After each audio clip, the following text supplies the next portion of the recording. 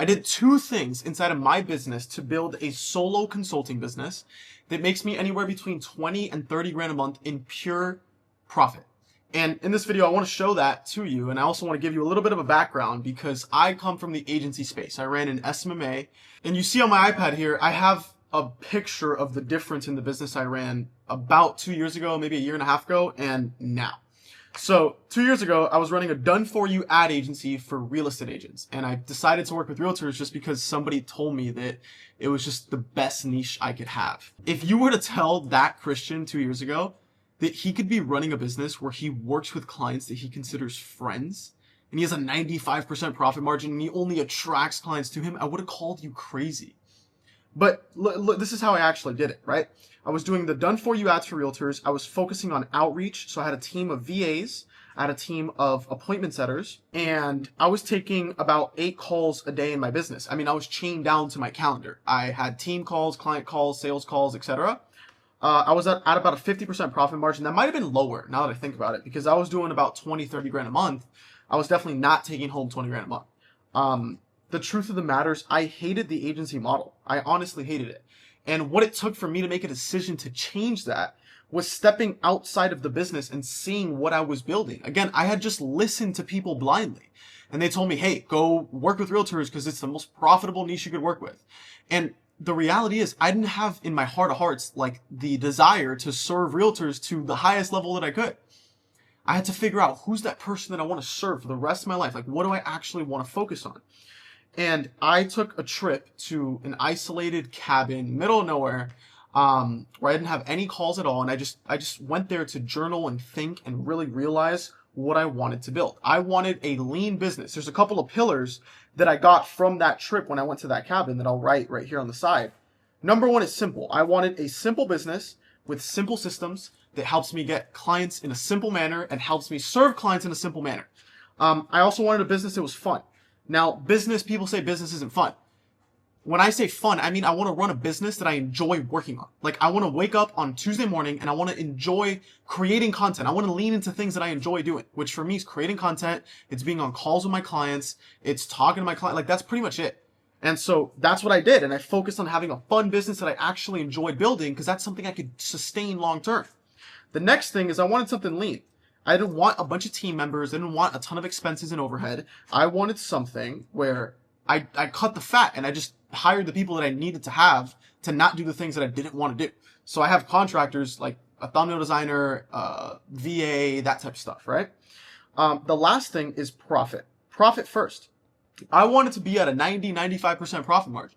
And that's exactly what I did. So my business now, it's not done for you. It's consulting and done with you. I strictly attract clients. I don't chase anybody down. I only take calls twice a week, which is crazy, and I love it.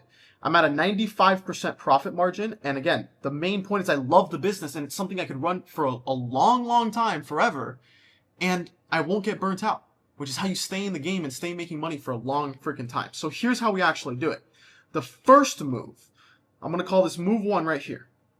The first move that I had to make when I came back from that trip and I'm like, all right, this is the model that I want, is I had to pivot my model / offer. The offer that you decide to have is basically your entire business. Like, the offer dictates what you're doing for clients, how often you're meeting with clients, what promises you have to fulfill on for clients, what free time you have in your day. Your offer dictates your model, your business, and what it looks like, and your business dictates your life and how much freedom you have and how much profit you have, etc. And so I decided, because it was, for me, my best business model was the one I just laid out, following those pillars. I decided that I wanted an offer. Follow this, very simple. If you want the same thing, if you're aligned with this, I wanted an offer that was easy for prospects to say yes to, and easy to fulfill on. If I had an offer that was easy for prospects to say yes to, and I did most of my selling, I'll call it this, I'll say it's like a 90-10. 90-10. I do 90% of my selling in my marketing. I do 10% of my selling on a call. When I ran my agency, it was opposite. 90% of my selling would come from the sales call and having to show them who I am and what I do, etc. And 10% of the selling was in my marketing and maybe one VSL or one outreach message, etc. And when I flipped it on its head, it became way easier to get clients. Okay, and so I needed an offer that was easy for prospects to say yes to. So you need an ROI offer. And I also, most importantly, I had to pivot my offer from done for you to done with you. And I used to get like imposter syndrome about this. And I was like, dude, there's no way I can coach somebody. There's no way I could like teach people things, right? But the fact of the matter is I ran an agency and I got good at advertising. I got good at marketing. I got good at making offers. I got good at sales. I got good at all these different skills that all I had to do was realize I can just go from doing to teaching. And I don't know if you need to hear this, but like if you want a model similar to mine, and it's not for everybody, because like I'm not going to sell this business. I'm not going to sell Spartan Scaling. If you're trying to build a business, you could exit, build a team, spend a ton of money on ads, do that, right? But if you want a profitable, fun, free business that brings you freedom, that's what I meant by free, this is how you do it. You go from doing the skills that you actually have to teaching the skills to people that lack the skills so that they can make the money that they want to make, and you bridge the gap for them. And that's it. All an offer is simply showing somebody that you can help them get to where they want to go faster. Like it's a bridge. You find a gap. Russell Brunson talks about this. You find the gap. You find literally, I mean, this is actually what marketing is. You find this right here in the middle. This is called the gap. And the gap is the lack of knowledge to get from here to here, from point A to point B. And if you could just fill the gap, like dude, this is what my clients do. Like this is literally how we do it. If you're good at SMS outreach, if you're good at content creation, if you're good at video, maybe you're a video agency. I work with a bunch of those guys. Like same exact thing. A lot of the guys I work with, it's them telling me, dude, I was exactly where you're at. I hate the damn agency. Let me build something I actually enjoy building. And for like the video agency as an example, you take the skills you learned in there, all the case studies, all the proof that you got for yourself, build it into a consulting model, build an offer that's easy for prospects to say yes to, do 90% of your selling and your marketing, and make it easy to fulfill on by having a done with you solution where you offer the 3 C's. You have coaching, you have course, and you have community.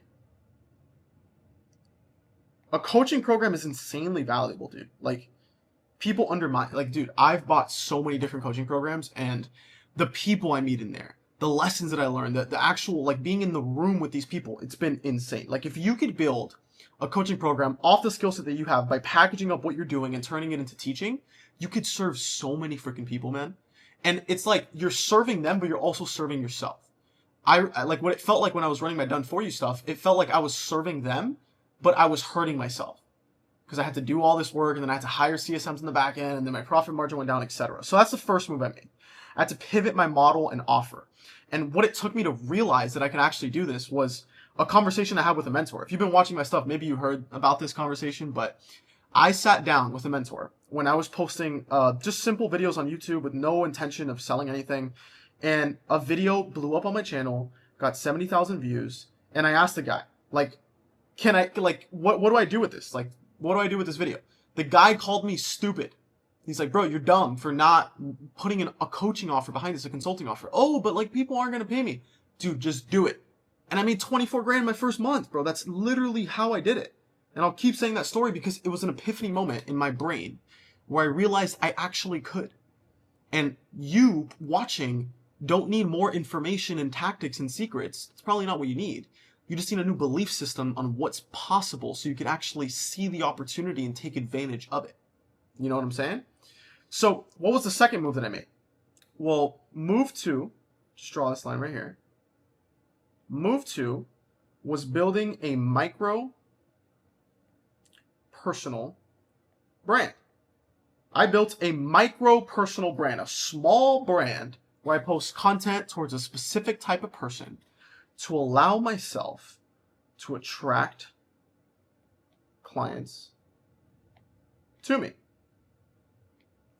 I'm not everybody's cup of tea, and that's how you should make content. Like, there's a really good way to put this. Like, I really want you to understand this right here. This is the damn sauce.